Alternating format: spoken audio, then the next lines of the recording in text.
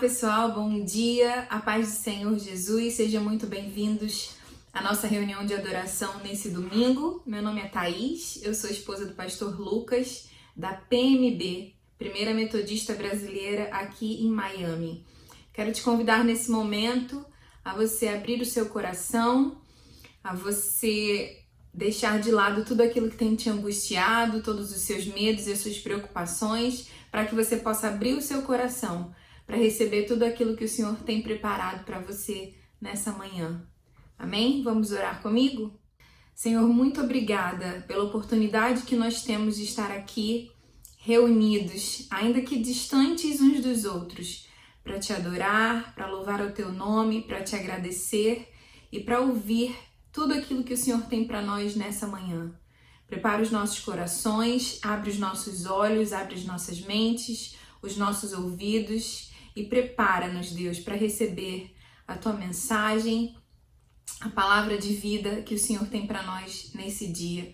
Abençoa o pastor Lucas e essa palavra que ele preparou e que todos nós que estejamos aqui juntos nessa manhã possamos terminar essa reunião sentindo o teu renovo, sentindo a tua presença, para que possamos encarar mais uma semana de bênçãos, mais uma semana certos de que o Senhor está conosco, de que o Senhor nunca nos abandona e que tenhamos a nossa fé renovada dia após dia. Senhor, em nome de Jesus, fica conosco durante essa reunião e durante toda essa semana e durante todos os dias da nossa vida, porque precisamos de Ti.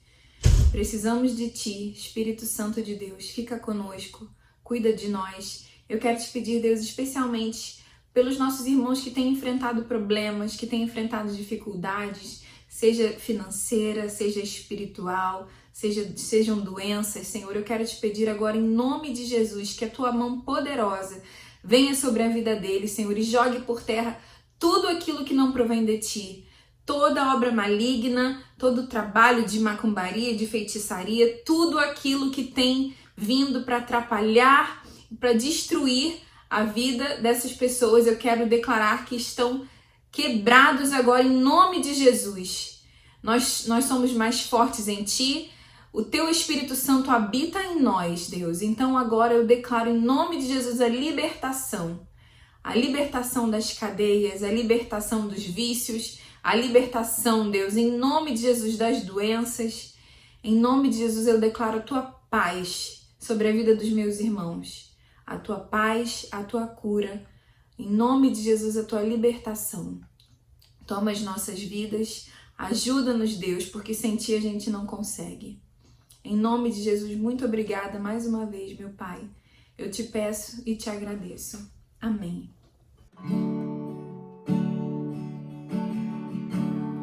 Ó Pai, muito obrigada por esse momento de culto. Abençoa cada pessoa que está aqui junto conosco, assistindo essa transmissão. Nós queremos engrandecer o Teu nome, um nome maravilhoso, um nome poderoso que está acima de todo nome. No início eras a palavra, com Deus o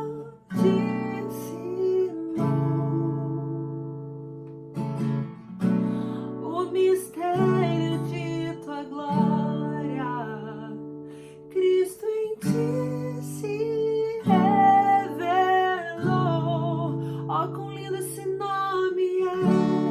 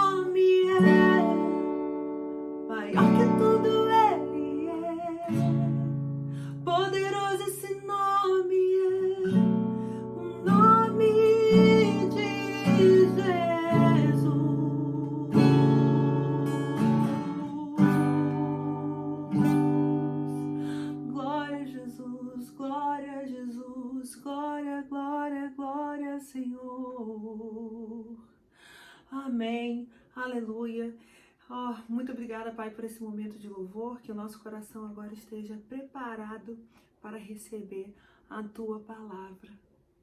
Aleluia. Amém.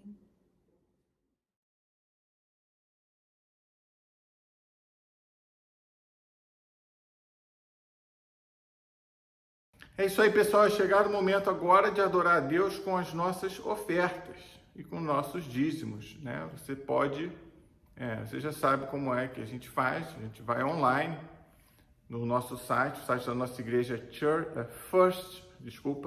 firstchurchmiami.org/online-giving. Tá aí na tela, fácil de fazer. Eu quero te agradecer, né? Você sabe a alegria que nós temos de poder contar com a sua generosidade e a alegria de ver, de saber que Deus tem abençoado a sua vida e que você consegue e tem aprendido, desenvolvido essa disciplina espiritual de adorar a Deus, inclusive com os seus recursos. Isso é uma bênção e minha oração é que Deus continue te abençoando, continue multiplicando as bênçãos dele sobre a sua vida. Ok? Que Deus abençoe. O texto de hoje está em Lucas, capítulo 8, versículos de 1 a 8. Diz assim: Pouco tempo depois, Jesus começou a percorrer as cidades e os povoados vizinhos, anunciando as boas novas a respeito do reino de Deus. Iam com ele os 12 e também algumas mulheres que tinham sido curadas de espíritos impuros e enfermidades. Entre elas, estavam Maria Madalena, de quem ele havia expulsado 7 demônios, Joana, esposa de Cusa, administrador de Herodes, Susana e muitas outras que contribuíam com seus próprios recursos para o sustento de Jesus e seus discípulos. Certo dia, uma grande multidão, vinda de várias cidades, juntou-se para ouvir Jesus, e ele lhes contou uma parábola. Um lavrador saiu para semear. Enquanto espalhava as sementes pelo campo, algumas caíram à beira do caminho, onde foram pisadas e as aves vieram e as comeram. Outras caíram entre as pedras e começaram a crescer. Mas as plantas logo murcharam por falta de umidade. Outras sementes caíram entre os espinhos, que cresceram com elas e sufocaram os brotos. Ainda outras caíram em solo fértil e produziram uma colheita 100 vezes maior que a quantidade semeada. Quando ele terminou de dizer isso, declarou: Quem é capaz de ouvir, que ouça com atenção. E aí, pessoal, beleza? Hoje é a terceira mensagem da nossa série Investimentos de Alto Rendimento. E o tema de hoje é capital relacional. Ou seja, nós vamos falar da importância de termos relacionamentos saudáveis. Mas também vamos perceber que, às vezes, nossos relacionamentos saudáveis podem ser revolucionários quando não escandalosos. Se você prefere uma linguagem mais voltada para o mundo dos negócios, nós podemos dizer que o texto de hoje nos remete à importância do networking. E calma que eu vou me explicar durante a mensagem. Fique atento, fique atenta, bem conectado aqui com a gente, presta bastante atenção. E fique à vontade para escrever seu comentário ou seu questionamento aqui embaixo também. A gente vai fazer o possível para te responder. Mas antes de entrar no texto bíblico, eu quero compartilhar algumas memórias que eu tenho e que me ajudaram a moldar os meus valores, minha compreensão do que é uma igreja local ou do que deveria ser uma igreja local. A primeira igreja que eu lembro de ter sido parte é a Associação Missionária Evangélica Maranata, fundada pelo pastor Paulo Brito, que cantava com uma voz muito bonita: Aquele que tem os meus mandamentos os guarda. Era assim.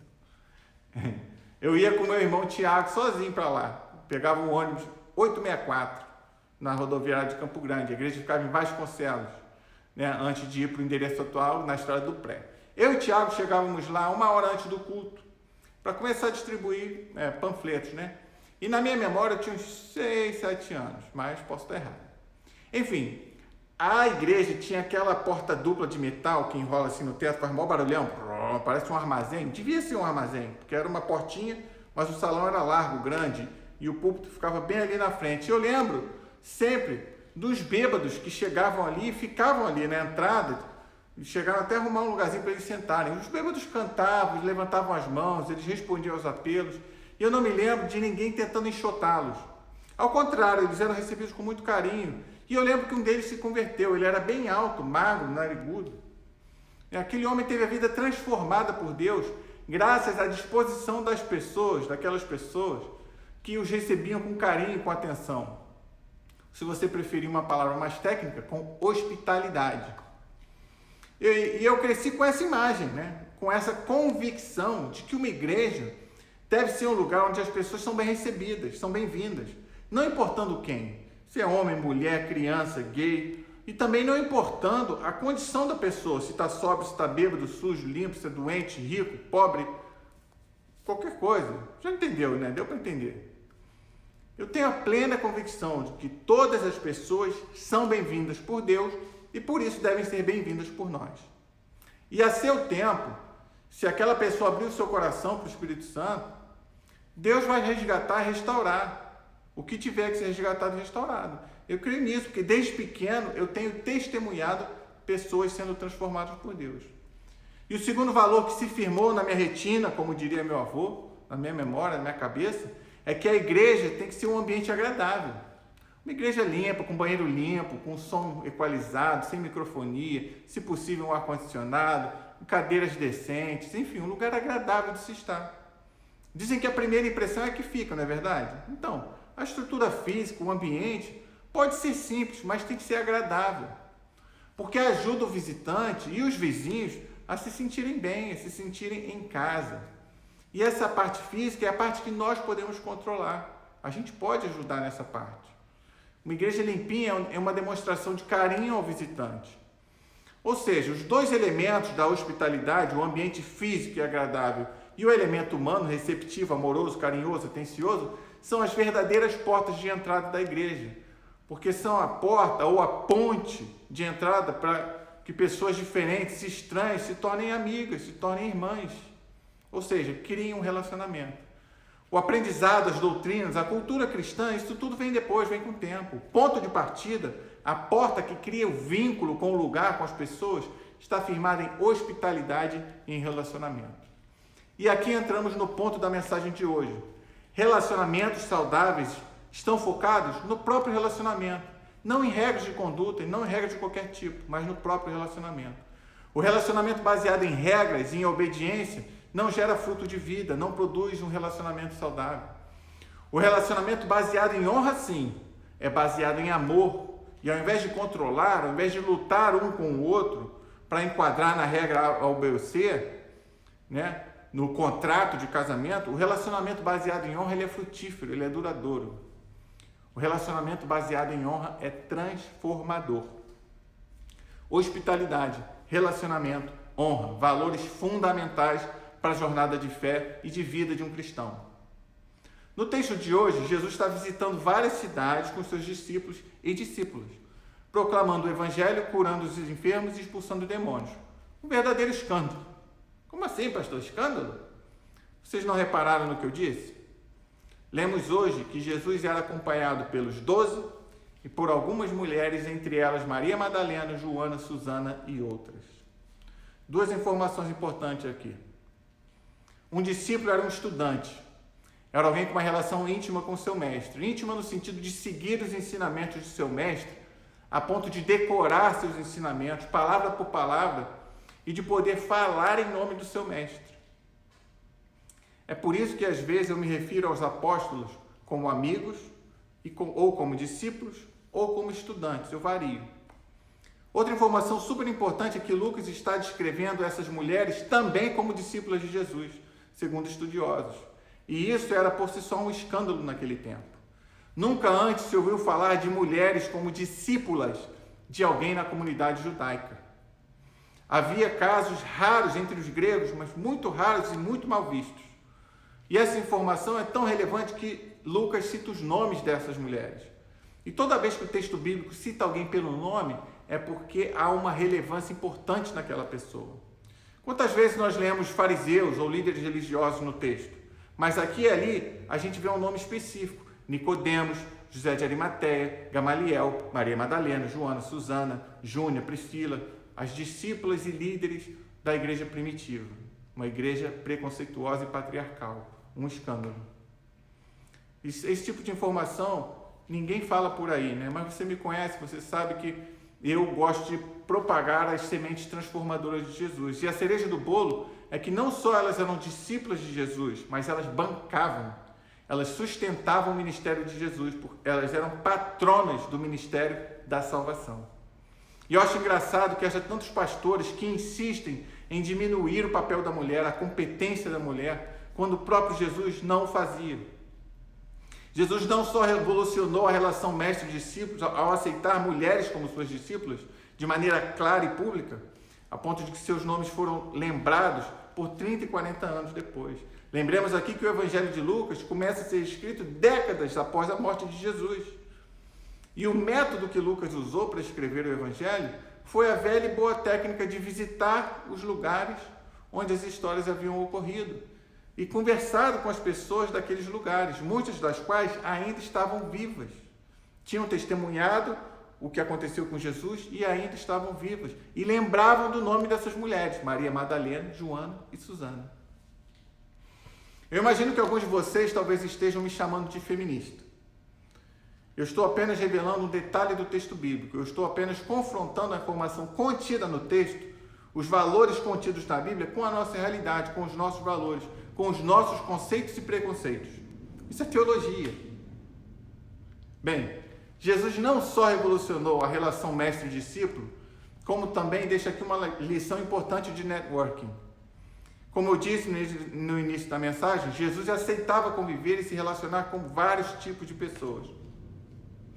E essas mulheres que tinham seus problemas, um dia conheceram a Jesus e foram impactadas por seu ministério, e a ponto de se tornarem patronas, financiadoras do ministério de Jesus.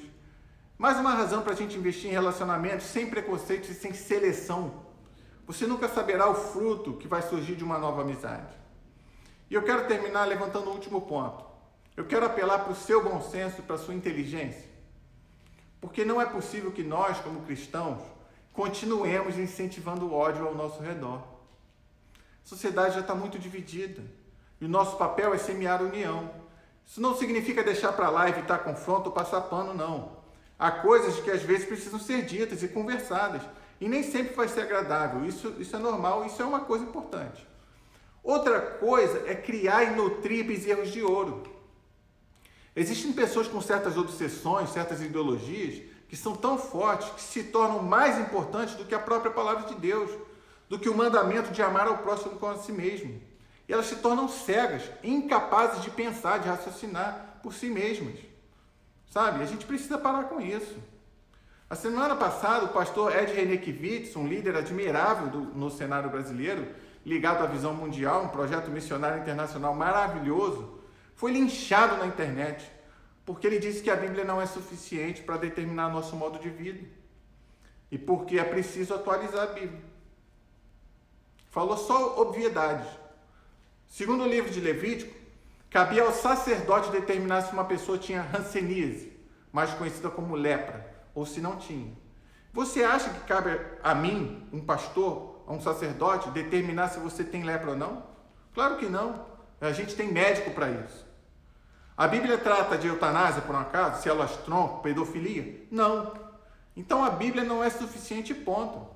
É preciso um esforço tremendo de tradução e contextualização para fazer o texto bíblico ter sentido para a gente hoje. E mais ainda, a gente atualiza a Bíblia o tempo inteiro. Né? Você vê pessoas divorciadas casando de novo. E segundo a literalidade do texto bíblico, isso seria adultério. E ponto. Né? Eu não vou me estender nessas polêmicas, não. Eu vou apenas diagnosticar que ela surge porque a comunidade evangélica brasileira está cheia de bezerros de ouro. A palavra do pastor A, a lei B, o texto solto e descontextualizado Y, se tornaram bezerros de ouro. A mentalidade dominante é legalista, moralista, burra. E não é baseada em honra. Porque os relacionamentos focados em honra nutrem uns aos outros, ainda que havendo discordâncias aqui e ali. Se o pessoal da Maranata tivesse privilegiado a legalidade, o moralismo, o decoro, aqueles alcoólatras jamais teriam a oportunidade de ter suas vidas transformadas por Jesus. Então nós precisamos reacender a paixão por relacionamentos, por criação de pontes, e não por regras. O ponto de partida, a porta que cria vínculo em relacionamentos saudáveis, é firmada em hospitalidade. Então guarde essa mensagem. Relacionamentos saudáveis são focados no próprio relacionamento e não em regras de conduta ou regras de qualquer tipo. E eu vou terminar com um princípio defendido por John Wesley e que está escrito na disciplina da Igreja Metodista Unida, que diz assim: no essencial, unidade; no não essencial, liberdade; e em tudo, o amor. Investir em relacionamentos é uma essencialidade da fé cristã, ainda que produza escândalos, como no caso de Jesus e suas discípulos. Estar certo sobre questão A, B ou C não é essencial, portanto, liberdade. Tenha a sua opinião e me deixe ter a minha. O batismo, por exemplo, é um sacramento, é essencial na jornada de fé. Portanto, unidade.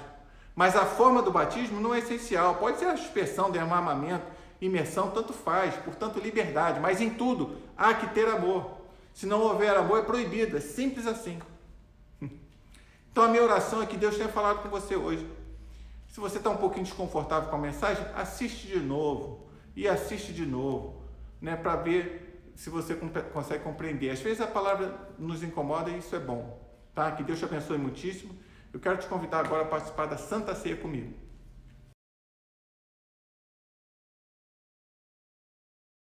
Bem, pessoal, chegado o momento da Santa Ceia. Eu quero te lembrar que na Igreja Metodista, segundo a doutrina da Igreja Metodista, né, unida, a ceia é do Senhor. A ceia não é da igreja, a ceia não pertence a mim, a ceia não pertence a você. Quem nos chama, quem nos convida é o Senhor, a mesa é dele. Portanto, não importa onde você se encontra na sua jornada espiritual, a ceia é um convite para todos aqueles e aquelas que creem que Jesus foi enviado por Deus como Senhor e Salvador da humanidade.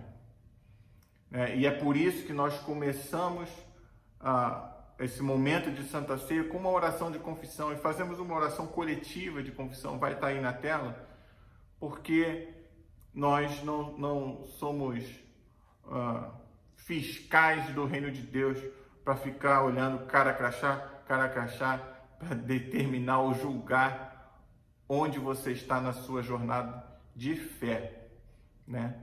Então, por isso eu quero te convidar a participar desse momento de Santa Ceia, começando pela oração de confissão que vai estar aqui na sua tela.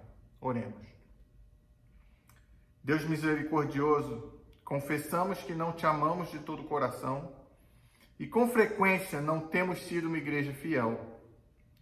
Não temos cumprido a tua vontade, temos violado a tua lei. Nos rebelamos contra o teu amor, não temos amado ao nosso próximo e não temos escutado a voz dos necessitados. Nos perdoa, ó Deus, nós te rogamos. Liberta-nos para que te sirvamos com alegria, em nome de Jesus Cristo, nosso Senhor. Amém. Amém. O Senhor Jesus, na noite em que foi traído, ele tomou o pão e, tendo dado graças, o partiu e disse: este é o meu corpo, que é dado por vós. Fazei isso em memória de mim. Por semelhante modo, depois de haver ceado, depois de haver comido, depois de haver jantado, ele tomou também o cálice, dizendo: esse cálice, é a nova aliança do meu sangue. Fazei isso todas as vezes que o beberdes, em memória de mim. Porque todas as vezes que comerdes este pão e beberdes o cálice, anunciais a morte do Senhor até que ele venha. Então eu quero te convidar nesse momento, querido, a pegar o seu pão, pegar o seu biscoito e participar da ceia, porque esse é o corpo de Cristo que foi entregue por ti. Comemos.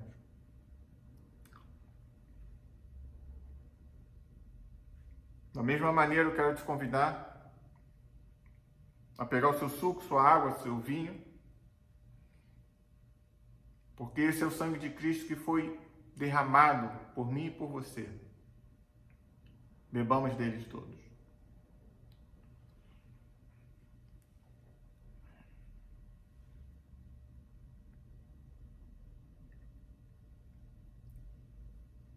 E agora eu quero te convidar a orar comigo, em agradecimento a Deus por esse momento. Senhor, nós te agradecemos pelas tuas misericórdias, te agradecemos porque tu nos convidas, Senhor, a participar desse momento. Te agradecemos pela graça misteriosa presente nesse momento, que enche as nossas vidas, que transforma as nossas vidas, que gera perdão, que gera renovo, que gera restauração, que gera reconciliação, que produz vida para hoje, vida para a vida eterna. Muito obrigado, Senhor, pela tua presença que nos transforma, Senhor. Muito obrigado pela tua palavra, pela tua graça que nos transforma, Senhor. Que nós venhamos a dar frutos como igreja, não somente como indivíduos. Que venhamos a crescer juntos em amor, graça e sabedoria, investindo em relacionamentos. Em nome de Jesus, muito obrigado por esse momento, Senhor. Nós te oramos, nós te agradecemos por esse mistério santo, no qual recebemos a tua graça santificadora. E permita-nos, Senhor, viver neste mundo com o poder do teu Espírito, em nome de Jesus Cristo, nosso Senhor. Amém e amém. Isso aí, meu irmão, minha irmã, muito obrigado por participar mais uma vez da nossa reunião de adoração. Que Deus abençoe sua vida muitíssimo. Fique sempre à vontade para mandar seus comentários, mandar, se você quiser, uma mensagem privada, a gente bater um papo, tá? A minha oração é que você esteja numa jornada de fé em ascendente. Chega de falar de curva ascendente de vírus, é momento da gente ascender como igreja de Cristo, igreja santa, igreja pura, igreja que reflete a graça e o amor de Cristo. Tá ok? Essa é a minha oração para a minha vida e para a sua vida. Vamos receber a bênção, que a graça, o amor e a compaixão de Deus encha os nossos corações e mentes. Em nome de Deus, Pai, Filho e Espírito Santo. Amém e amém. Obrigada, pessoal, pela sua participação nesse domingo. Muito obrigada por assistir a nossa reunião até o final.